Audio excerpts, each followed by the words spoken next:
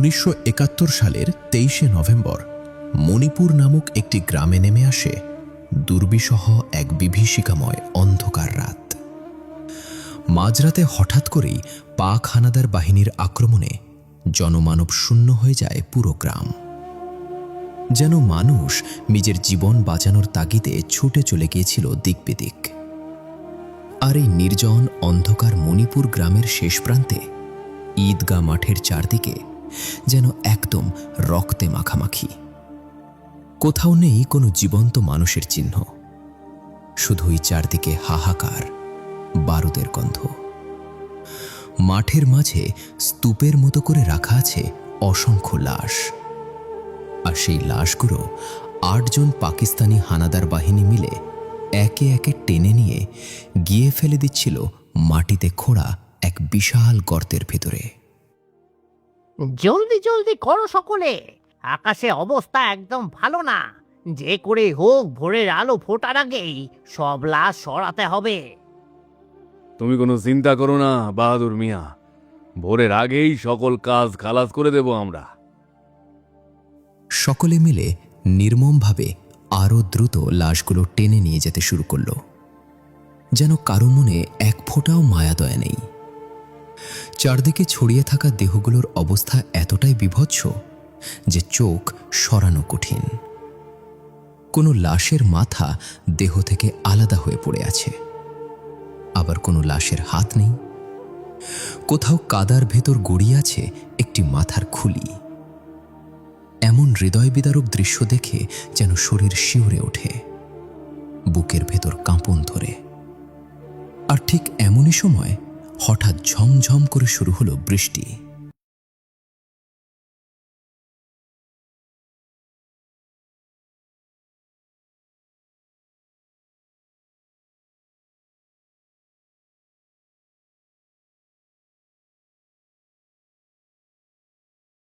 যেন প্রকৃতিও আজ এই নির্মমতার সাক্ষী। আহা, এ কি কাণ্ড! এই যে বৃষ্টি শুরু হয়ে গেল, এই তোরা জলদি কর, এই বৃষ্টির মাঝে আর বেশিক্ষণ এখানে থাকা যাবে না। হঠাৎ নেমে আসা প্রবল বৃষ্টিতে চারদিক ঝাপসা হয়ে গেল। আকাশের তীব্র গর্জনে কেঁপে উঠল পুরো ঈদগাহ মাঠ। আর সেই মাঠ জুড়ে পড়ে থাকা লাশগুলো টেনে সরাতে ব্যস্ত হয়ে পড়ল হানাদার বাহিনী। ঠিক সেই সময় দূর থেকে হাঁপাতে হাঁপাতে এক রাজাকার ছুটে এলো তাদের সামনে। তার হাতে শক্ত করে ধরা ছিল একটি ধারালো ছুরি। ভেজা কাপড়ে শরীর কাঁপছে, মুখ ভর্তি আতঙ্ক, যেন এইমাত্র কিছু একটা হাত ছাড়া হয়ে গেছে তার। হুজুর হুজুর, পুরো গ্রামের সকলকে ব্রাশ ফায়ার করে মারা হলেও একজন ছেলে এখনো এরই মাঝে লুকিয়ে আছে। সম্ভবত সে মুক্তিযোদ্ধা হবে। কে বলছিস কি? মুক্তিযোদ্ধা? না না, তাকে ধরতেই হবে, একদম পালাতে দেওয়া যাবে না। এখনই তাকে ধরে আন, নয়তো এখনই তোর গর্দান নেওয়া হবে।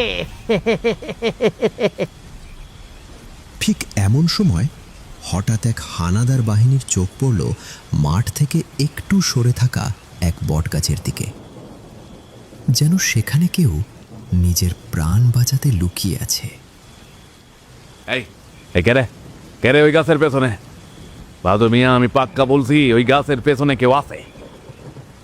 কে আছিস?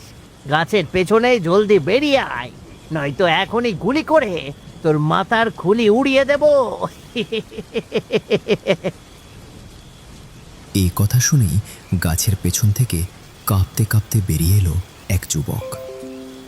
বয়স খুবই কম, হবে 16 কি 17। ভয়ে তার পুরো চেহারা চুপসে গেছে। মাথা নিচু করে দাঁড়িয়ে আছে, যেন একটু পরেই মাটিতে লুটিয়ে পড়বে সে।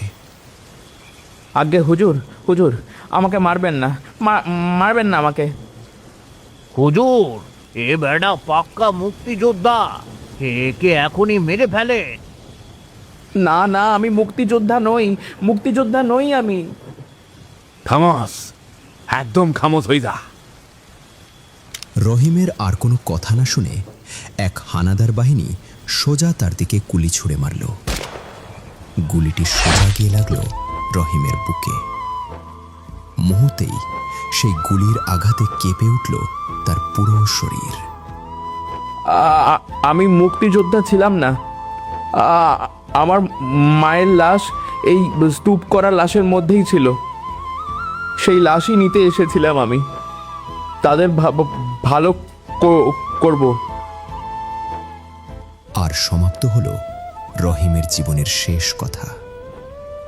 চিরতরে থেমে গেল তার নিঃশ্বাস।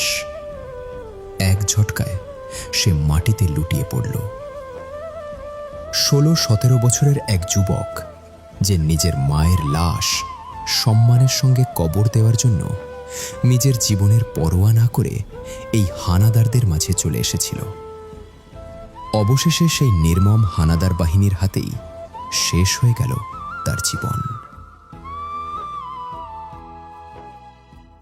সেই 1971 সালের কালরাত্রি পেরিয়ে গেছে 35টি বছর। এখন 2006 সাল। কিন্তু এতগুলো বছর কেটে গেলেও এখনো বিদ্যুতের ব্যবস্থা হয়নি এই মণিপুর গ্রামে। সময় যেন থমকে আছে। রাত নামলেই চারদিক ডুবে যায় ঘন অন্ধকারে। এমনই এক সময় ঈদগাহ মাঠের এক কোণে নিভু নিভু কুপির আলোয় আলাপ করছে লতিফ, ফিরোজ ও বাবু। তারা এই মণিপুর গ্রামেরই ছেলে। বয়স হবে 18 কি 20। দেখতে সকলেই সুদর্শন যুবক।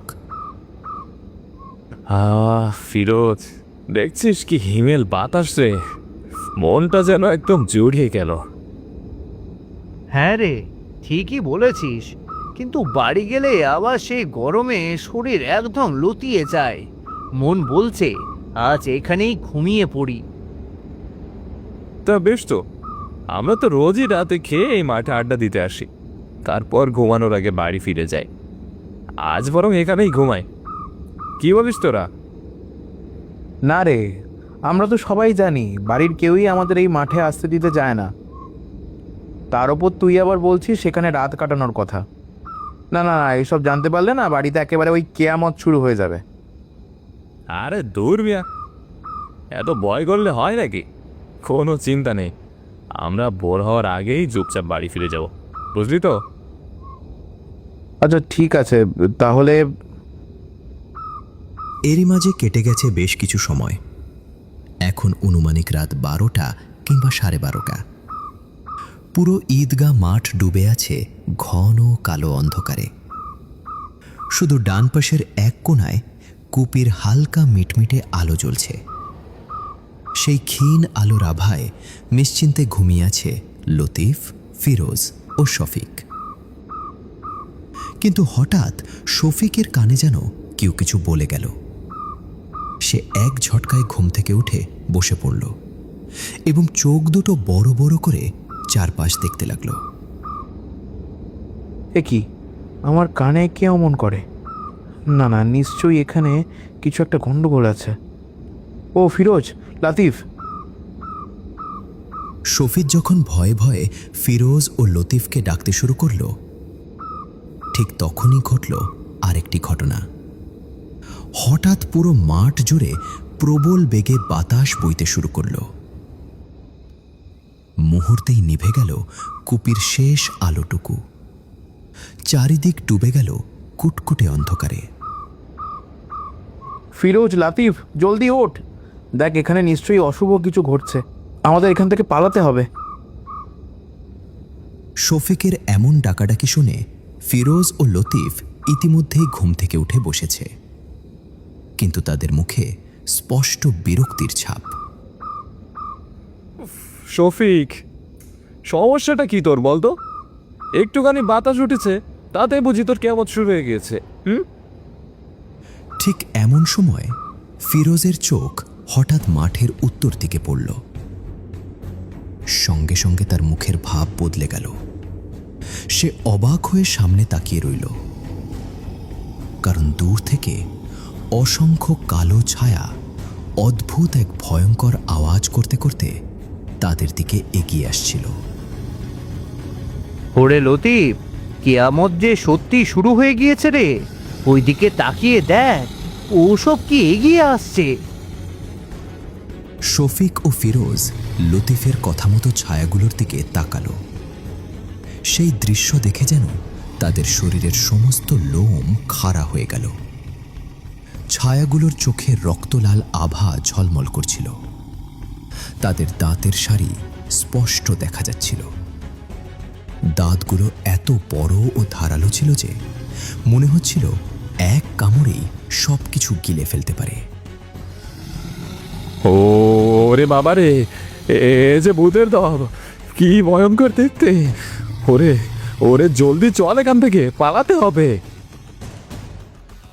আর এক মুহূর্ত দেরি না করে শফিক, লতিফ ও ফিরোজ দ্রুত উঠে দাঁড়ালো এবং সেখান থেকে পালিয়ে যাওয়ার জন্য পা বাড়ালো। কিন্তু ঠিক সেই সময় হঠাৎ এক ভয়ানক গর্জন শোনা গেল। একটি ছায়া এসে শক্ত করে চেপে ধরল শফিকের গলা।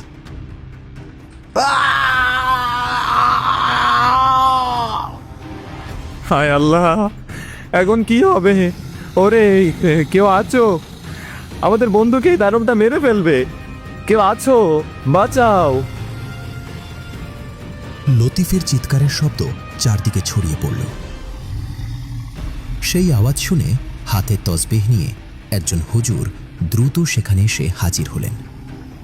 তিনি এই ঈদগাহ মাঠের পাশের মসজিদের ইমাম সাহেব। লা হাওলা ওয়ালা কুওয়াতা ইল্লা বিল্লাহ। সকলে বলো আমার সঙ্গে, লা হাওলা ওয়ালা কুওয়াতা ইল্লা বিল্লাহ। লা হাওলা ওয়ালা কুওয়াতা ইল্লা বিল্লাহ। হুজুরের কথা শুনে হঠাৎ বাতাস থেমে গেল। ছায়াগুলো ধীরে ধীরে দূরে সরে যেতে লাগলো।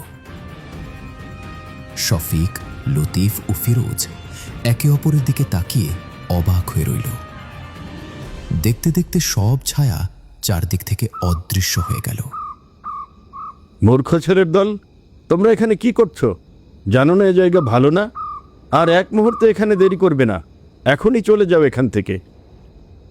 ইমাম সাহেবের তীব্র রাগ ও কঠোর ধমকের কারণে শফিক, ফিরোজ ও লতিফ দ্রুত সেখান থেকে সরে আসে। তবুও তাদের মনে এক অজানা প্রশ্ন থেকে যায়, এই ছায়াগুলো আসলে কি ছিল? আর কেন তারা এই মাঠে হঠাৎ করে আবির্ভূত হলো? কিন্তু ইমাম সাহেব জানতেন, এই ছায়াগুলো 1971 সালের সেই কালরাত্রির অসহায় মানুষদের প্রতিচ্ছবি, যারা হানাদার বাহিনীর নিষ্ঠুরতার শিকার হয়ে শেষ নিঃশ্বাস ত্যাগ করেছিল। তারা আজও এই মাঠে ভেসে বেড়ায়। আর যে কেউ এখানে এলে তারা তাকে সেই নিষ্ঠুর হানাদার বাহিনীর সদস্য ভেবে আক্রমণ করে।